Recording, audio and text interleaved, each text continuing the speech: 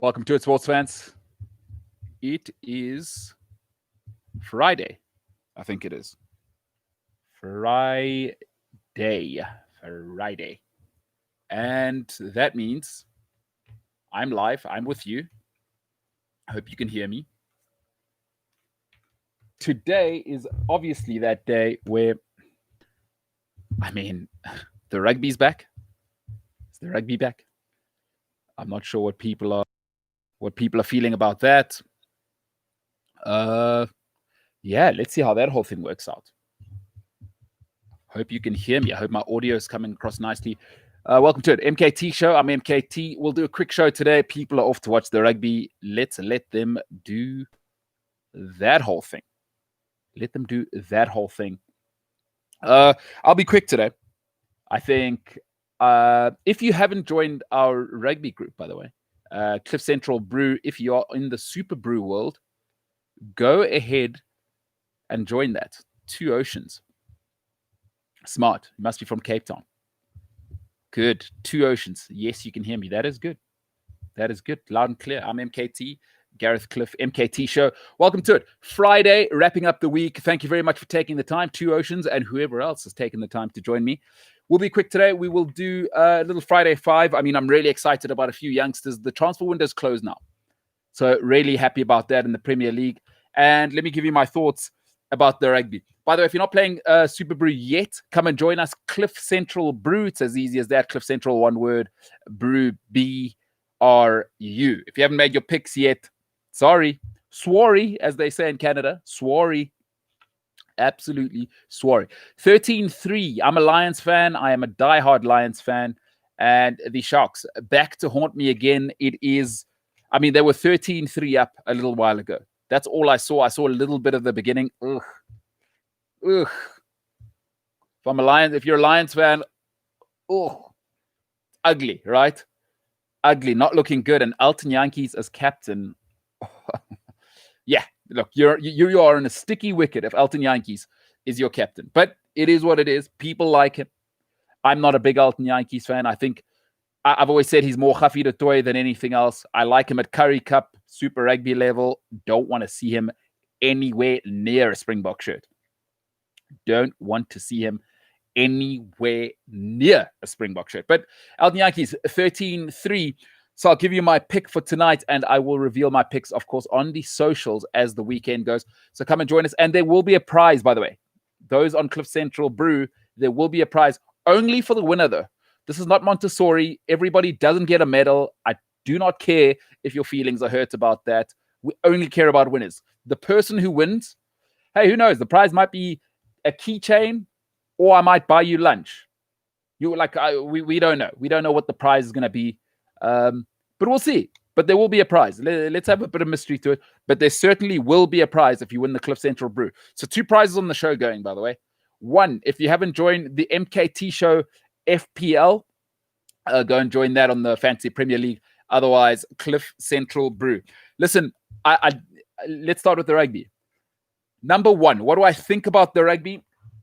I think it's an interesting thing. It's an interesting thing because this is what happens, folks, when you get reactionary in life. Now, a lot of people dismiss people as being, oh, you're too serious. Oh, you're so rigid when they have plans. And when people come to you, whether it's friendships or romantic relationships, what's the first question that usually freaks people out? Where do you want to be in 5 years? All right, most people, like as soon as you hear that, oh my goodness, I've just met you. Why are you asking me that? I think that's a perfectly valid question to ask somebody. Where do you want to be in 5 years? Where do you see yourself in 5 years? Because if that question offends you, it lets me know you don't take yourself seriously. And if you don't take yourself seriously, how are you going to take me seriously? Why would a good woman, why would a good man want to be in a relationship with you if you don't take yourself seriously? Because serious people understand before you can take me seriously, you got to take yourself seriously. My point is this. Is there anything about SA Rugby in the last 10 years, 5 years, within the local competitions that have said we take ourselves seriously? Is there anything? Like, let's just remove your emotions, because I understand it's a very inflamed conversation for South Africans, because it often it often leads to off the field. Let's talk corporate, let's talk rugby. That's it. I'm not interested in your emotions. Let's stick in that bandwidth. Is there anything from the corporate side? Right? I've been looking at the revenues this afternoon. I spent this afternoon looking at the revenues of SARU and Springbok Rugby over the last 5 years. Now, it's the biggest it's ever been in 2019. There's a clear reason for that. Rassie Erasmus is a genius. But that was an anomaly. The Currie Cup earnings, every single franchise has been steadily declining at around, give or take, I worked it out at about 8%. I'm not a statistician, so if you can go find some of these numbers, you can, and these are readily available numbers, by the way, steadily declining at 8%. Listen, where are we with inflation? Around 6%? 8% decline for the prime sport in South Africa. Now, the most popular sport is football, but the prime sport in South Africa is rugby. World champions 3 times. When South Africans travel, you want to talk about your rugby team. We saw yesterday Bafana Bafana lost to Namibia 1-1. I know a lot of people say Bafana Bafana drew to Namibia 1-1. I've had to correct a lot of people today. We lost to Namibia 1-1. We're playing against a bunch of accountants, plumbers, and milkmen. I don't want to hear it. I don't want to hear it. Bafana Bafana players get between 80 and 200,000 rand per football match. They lost yesterday to Namibia 1-1. So let me be clear. There is nothing I take seriously about rugby. There's nothing I take seriously about this rugby competition because it is my worst kind of action. It is a reaction. There is nothing that says to me that they were ready with this. With Super Rugby Aotearoa, it is the only competition I feel in the South where it looked like New Zealand always had this bullet in the chamber. It was so ready so quickly. The marketing was out. Every single Auckland had its own. Christchurch had its own. The marketing was so quick, like that.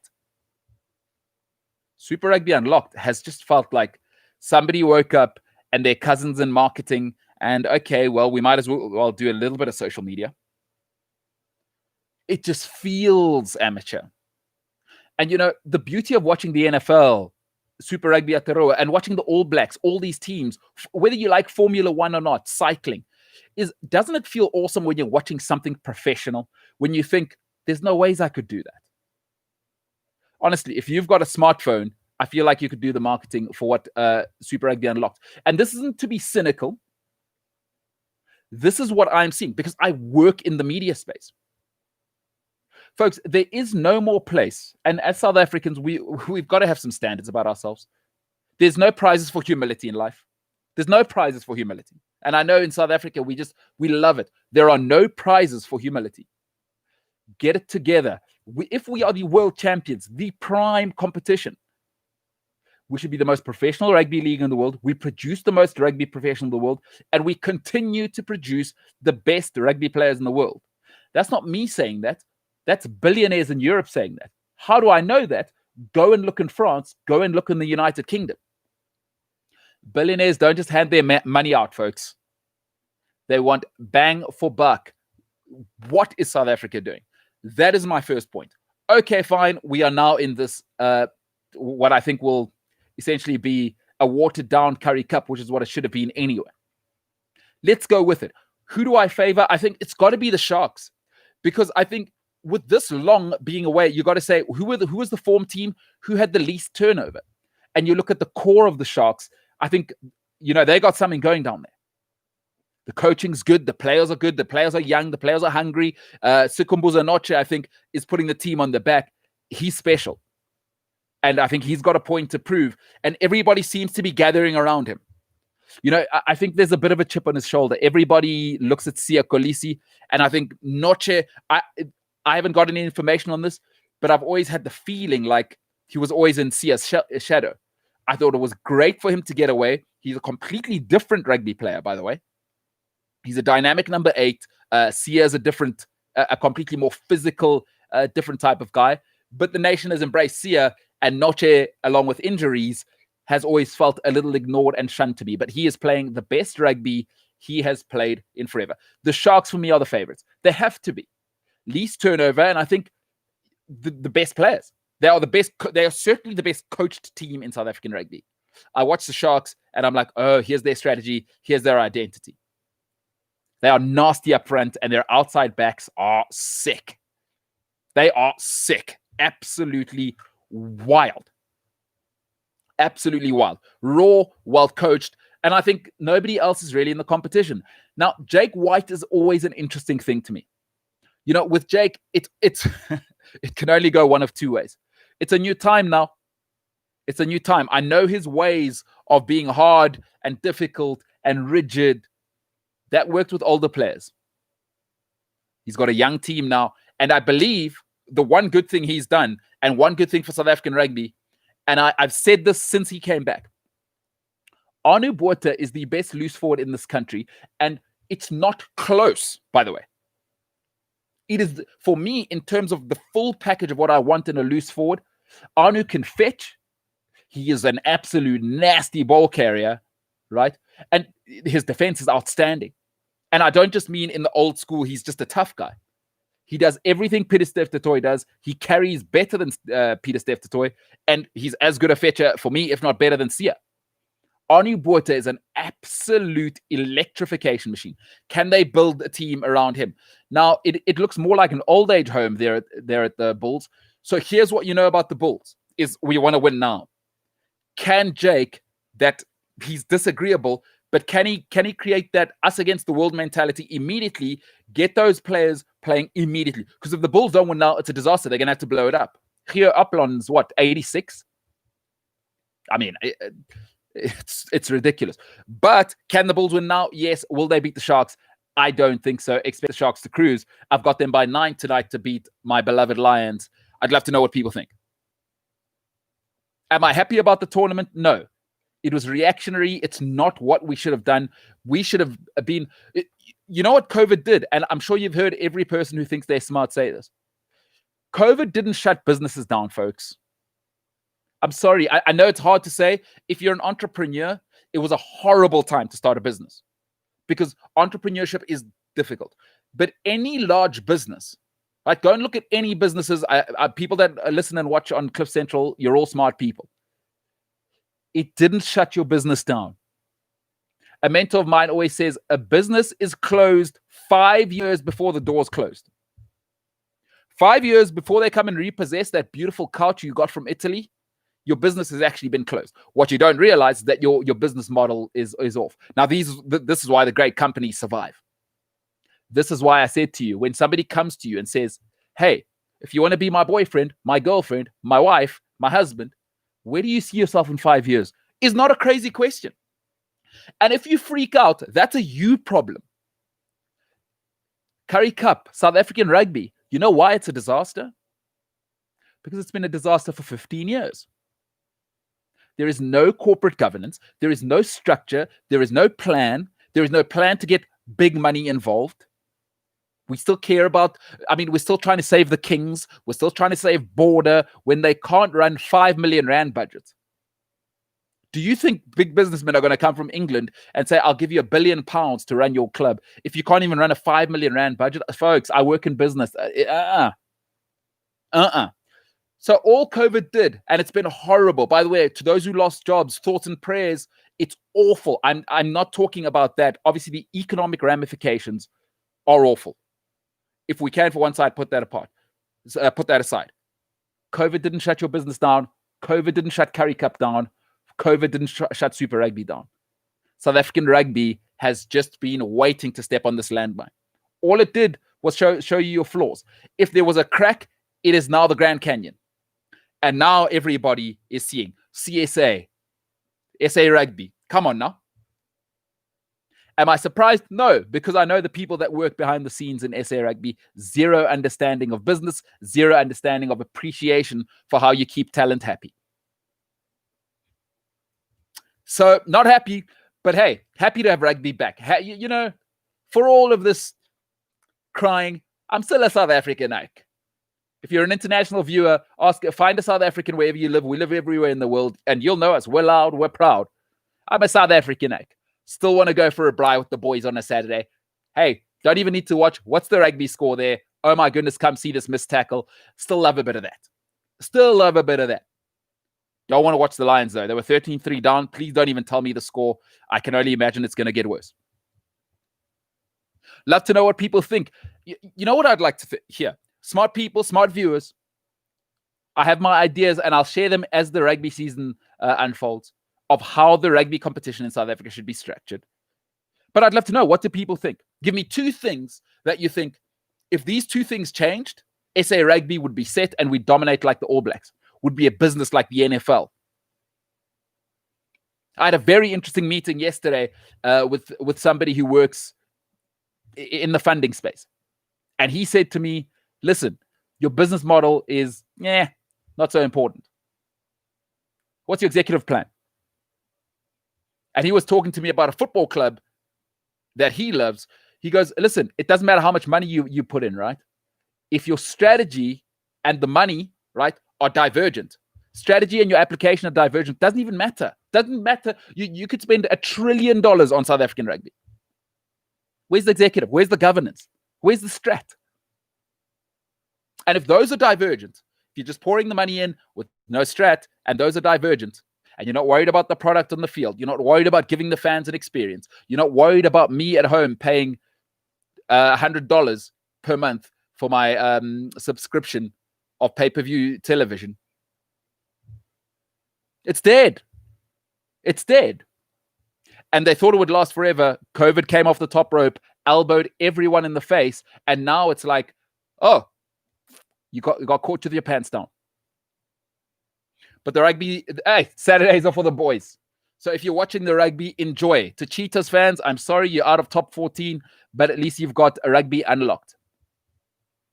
Whatever that means. I know a lot of Cheetahs fans are very, very unhappy. Let me get to my Friday 5. I'll make this quick. We'll have a nice quick one today. Love to hear some of your questions. If you've got any questions, feel free to put those in the live chat. I got 5 youngsters under the age of 23 that I cannot wait to see play. The transfer window's shut now. It is awesome. The Premier League is the league. It is the place to be globally. The same person I met yesterday explained to me the types of companies that are looking to buy into the Premier League. And there's no dumb people that work in that space. Trust me, the Premier League is the model along with the NFL. NFL, impossible to buy in. Premier League, real. Listen, expect over the next 3 years, what this guy was telling me, because he works with some of these, or works at a level with some of these investment conglomerates and firms, expect big clubs to get big offers, because everybody's seen there's money to be made in the Premier League. Anyway, that's not our problem. We're sports fans. We care about sitting on the couch, eating nachos, and watching extremely gifted human beings smash the ball from 30 yards into the top corner. And there's 5 in particular under the age of 23 that I'm unbelievably excited about. At number 5, he's at Manchester United. Listen, this kid is phenomenal. What I like about him is what you got to have as a striker is a short memory, right? You got to have a short memory. I was selfish on the last one. I missed Martial's in my ear, Rashford's in my ear, Harry Maguire's in my ear. Oh my goodness, it's a nightmare. This kid seems to have no memory. I don't care. Give it to me, left foot, right foot. I'm smashing it into the top corner. I'm even hitting it through the keeper. Powerful finisher, powerful young player. And hey, listen, maybe keep him out of Ireland and stop getting on FaceTime. But Mason Greenwood at number 5 is absolutely a guy. I cannot wait to see him. If they find a role for him, I believe they've got him in the wrong place. I've seen enough of Martial up front now. He's not the guy. He's not the guy. Because Martial wants to run in. They've got a problem. I'd probably want to put Rashford up front.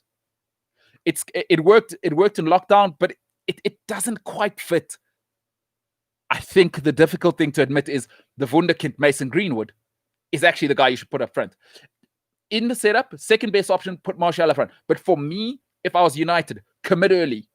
Greenwood's clearly the best of the talent, right? He's more talented naturally than Martial. He's more talented than Rashford. As a youngster, now Rashford's probably the most complete of the lot, but I love Mason Greenwood. Everything I've seen about him. Short memory, striker, selfish, gets in the box. He does not think of passing. Really excited. Can he kick it to that level? 10, 15 goals in the Premier League this season. Got to double digits last season. Really, really excited about him. At number 4, Reece James. Let me tell you something. This is England's right back now. And they should put him in now. because he's got absolutely everything you want. He went to Wigan, played defensive midfield, player of the season. He is an absolute bison of a human being. You saw the strike against Brighton. I mean, what more do you need to see? And the delivery is so you get what Trent Alexander-Arnold gives you, but you get somebody who can defend. I love Trent. And listen, Trent in the Liverpool system, my God, off the charts. This is not, I'm going to put anybody down, but Reece James is a different beast. He's that final animal because Trent, there's going to come a moment when the beef matters. There is nothing that Trent can do that Reece James cannot. The delivery is fantastic. The technique's unbelievable. And listen, Reece has quality in those boots. We've seen that strike. It's wild. Now, I'm excited to see. Trent's done it, though. So this is where we need to be careful of me saying, oh, Trent Alexander-Arnold, it has fallen off. That's not what I'm saying. I'm saying Reece James, I believe, is the more complete package. Trent's still a little bit raw, and I don't like Trent defending. Aston Villa exposed that, and so did Leeds. I'm looking forward to Reece James as being the most exciting right back, and for me, he should be England's right back. If you're a Man United fan, I'm afraid Wan-Bissaka, no good. He gets a nosebleed once he passes the halfway line. That's no good anymore in international football. Yes, you need to be able to defend. That's my problem with Trent Alexander-Arnold. He can't play in a different system other than what he gets to play now. Right wing back, that's it. He's kind of like Marcos Alonso at Chelsea. But Trent going forward, insane. Reece James, the guy. Really, really excited to see him. At number 3, with young players, often the refined skills. I remember coaches getting on me when I, left South Africa and whatever, played whatever level I played and had decent coaching. And there was a little bit of noise around me here in the local game. Never played club football in South Africa, but I could play a little bit when I was younger. I remember getting, so before I went to Watford, I was at Tottenham's as an undergrad, as an under 18. But when I got there, they kept telling me your first touch, right? And I couldn't hit a 30-yard ball, a moving ball. These little things where you got to refine it. I mean, I could do it, but I couldn't hit it into a tight window. I couldn't do it under pressure. Things that those kids, the European kids, the South American kids could do, no problem. I was remedial. So it was a really, really hard first 6 months for me. And then I found a coach when I moved to Watford, which was about 4 months into it, who really refined my game. And probably my best footballing years were my second year in the United Kingdom and my 6 months spent in Russia. So, but I found a coach who was hard on me. Because he made me understand that if you're not accurate, nobody cares. And accuracy starts with the first touch. Your first touch is setting up actually 2 touches away. So your first touch is setting up shot, pass, cross, shield. I don't really want to get into that. The reason I'm saying this is there's a 19-year-old who's already complete, and he does what I believe to be the most difficult skill in football, better maybe than even Trent Alexander-Arnold. This young man his crosses on the run under pressure are unbelievable. It is on the ticky. It is absolute. It is that sort of Stilian Petrov, if you remember him, Petrov's type of vicious delivery. Martin Petrov, of course, coming after him. Stilian Petrov at Aston Villa, and then Martin Petrov at Manchester City. There is a vicious nature to that cross. Bukayo Saka at Arsenal, his delivery on the run, his ability to pick out high-level passes it is unheard of for a player under the age of 20. The last person I saw like this was Kaká, where at 19, he was doing things which you really need to be 26, 27 to be doing unless you're Ronaldo or Messi. It's unbelievable what Bukayo Saka is doing. And then I of course, I watched football and there's plenty of football. I watch it from a tactical sense. He looks like he's been playing top-level football for 10 years. Never out of place. The way he receives the ball, what they call in football a clean first touch. And at that level, if your first touch is not clean, you're dead. And that's what gives this young man that advantage. He'll cross it from anywhere. He'll play the crossfield pass. I mean, his delivery is insane. I'm looking forward to watching, can Arsenal find a place for Bukayo Saka? Because I don't think left wing back is where he wants to be, nor where he should be. I've seen he's playing on the right a little bit, but I don't believe he's your Iron Robben type. I'm on the right, I want to cut in and shoot. It doesn't look to me like that's his game. In English football, they say, get some chalk on your boots. That's a dying type of breed, right? I love, and that's another thing Reece James is brilliant at. Give us the width. And then when giving us the width is not enough. And I think Burnley have a very good one in is it Dwight McNeil, who's terrific. And instead of looking to cut inside, he goes out. And Bukayo Saka doesn't just hug the touchline. He takes you on, he goes to the byline, and the delivery is fantastic. What does that do? Is it keeps defenses honest. There's nothing worse than being a wing back or a right back, left back, and the guy is staying wide. Because what it does is, even if the ball's on the other side, that guy can decide at any moment, I'm coming into the back post for the cross, or I'm staying wide. If the cross comes over, you're in big trouble because I'm going to get the ball, I'm going to run at you and you're in the box. With Sako, the problem is you let it go over. His cross is on Aubameyang's head. Really, really excited to see a youngster that I think, my God, I really believe he could be a Barcelona right now. Everything I see from him technically is the things I wish I'd been taught at whatever age he got taught. Just absolutely brilliant, clean, and ready. A real, the wunderkind for me of the league. The wunderkind for me of the league. Unbelievable player. At number 2, he's still under 23. I'm a Chelsea fan. I might be biased. Christian Pulisic.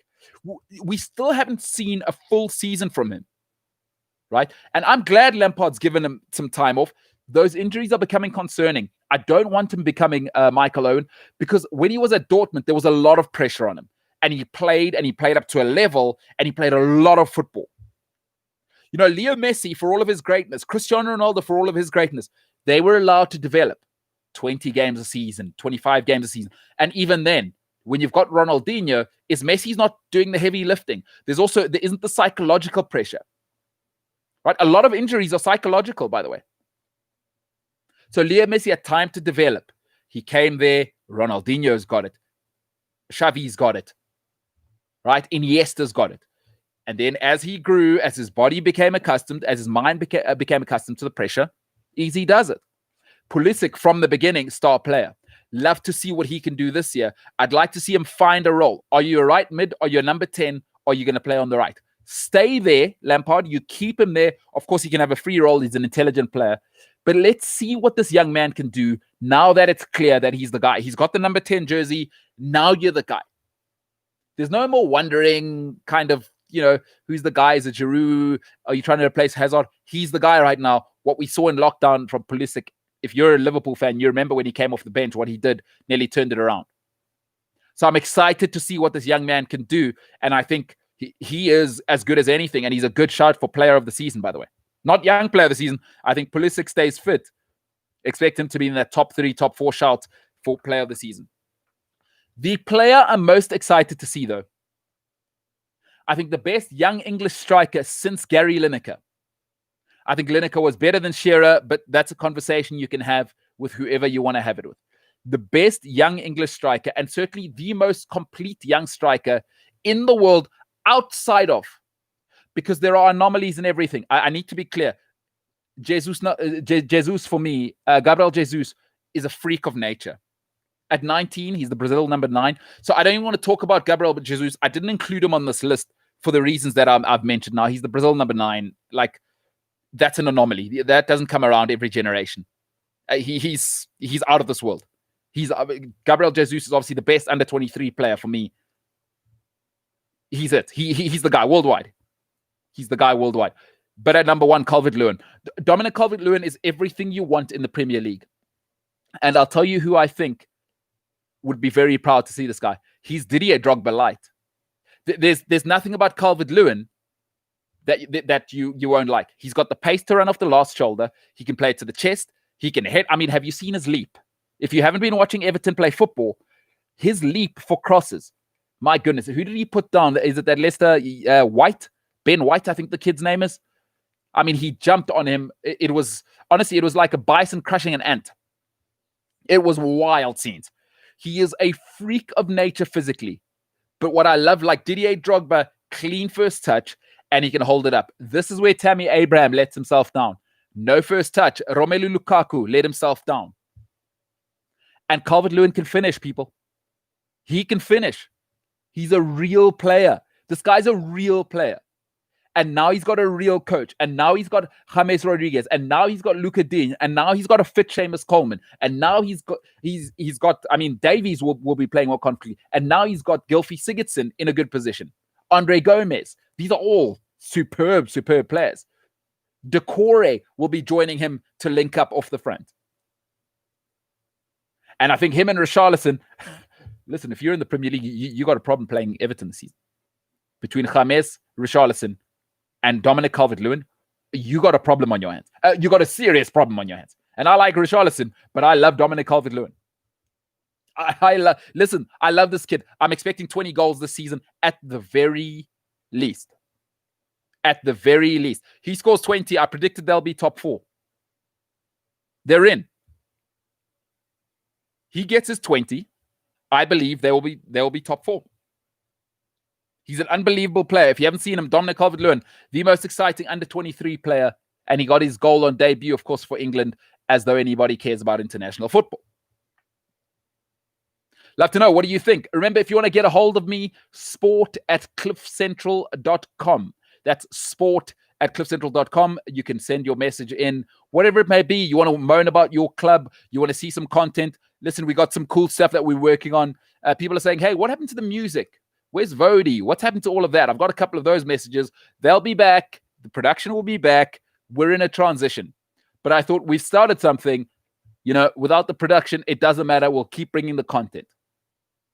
Sport@cliffcentral.com. I am at MKT Inspires across every single platform. So on Instagram, MKT Inspires, Twitter, MKT Inspires. Let me know what you think. What are you feeling this weekend? What are you up to? What are you watching? I want to know this stuff because I also want to know what to talk about on the show. We're going to be Premier League heavy, folks. It is the world's game. We'll talk rugby. And I got an email from somebody who says, hey, why don't you talk about cricket? I said, I don't talk about T20 cricket. I only talk about Test cricket. When Test cricket comes back, expect a conversation from me. I'll watch the results, but I'm sorry. Love to have rugby back. Love to have international rugby back. My prediction tomorrow, by the way, All Blacks Australia, it is going to be, as in the words of Sophie Ellis-Bextor, it is going to be murder on the dance floor. It is going to be murder on the dance floor. The All Blacks by 15. If you're a betting man, put it in now. Put it in now, the All Blacks. And I like what they're trying with the center combination, by the way. Nice to see Rico Ioane at 13. I'm interested to see if he can defend that channel. 13 can be tough. Remember, 13 needs to be a defensive Jacques Free, defensive 13. Lucanio Am, defensive 13. Tough channel to defend if you don't understand your spacing and timing, because you essentially control the back line's speed coming out of the offside line. So tough one. Ricky Ioane, let's see what you can do at international level, but he has been on fire. But murder on the dance floor. All Blacks tomorrow by 15. By 15. So I'll read the comments that are here, and otherwise I'll let you go. I mean, we go and enjoy rugby. If any more comments or questions come in, I will try and read those. Two Ocean says he or she is formerly from Cape Town, but currently in Battersea in London, across the Thames, directly opposite your beloved Chelsea Stamford Bridge. Very nice living there, by the way. Sort of south. People say West London, but it's probably you're in the south of London more than, people say West London. That's more Fulham. But that is very nice. Good living out there. Batsy, good living. Good living out there. Two Oceans, good for you. Living well in foggy London town. And it is my beloved Stamford Bridge, would probably needs an upgrade. And Mr. Abramovich, I would still like you to build that new stadium so Chelsea can compete and stick with FFP. So Two Oceans, I hope you have a great weekend, whatever it may be, sports-wise. I understand if you're living in the UK, there may be an announcement coming on Monday, which you don't love. Not so good. But I did read an article today saying the clubs are pushing. Boxing, Eddie Hearn is pushing. By the way, boxing, another sport I love. Buatsi last week, if you watch boxing, nice result for him. Good for him to get tested. But Eddie Hearn, they are pushing at Sky to ensure that fans are allowed back. So we'll see how that goes, because I'm told, according to my sources, that Monday we're expecting another restriction to come out in the United Kingdom. So that'll be awkward. Two Oceans, hope you enjoy your weekend. Hope you are enjoying fine London living. I understand it's getting nippy that side. Stay warm. Stay warm. And to everybody else, ladies and gentlemen, it has been Friday. It's been a great week. This is the MKT Show. I am MKT. Check me out, MKT Inspires, on every single platform. Look forward to interacting with you as the weekend rolls out. By the way, the Lions are probably losing to the Sharks, so I don't want to hear it. But for this week, it has been a pleasure. You could have been anywhere with anybody else. You chose to be with me. It is an absolute honor, ladies and gentlemen, from me, from Gareth Cliff, and everybody else here at Cliff Central Sport. It has been a pleasure. I'm the hell out of here.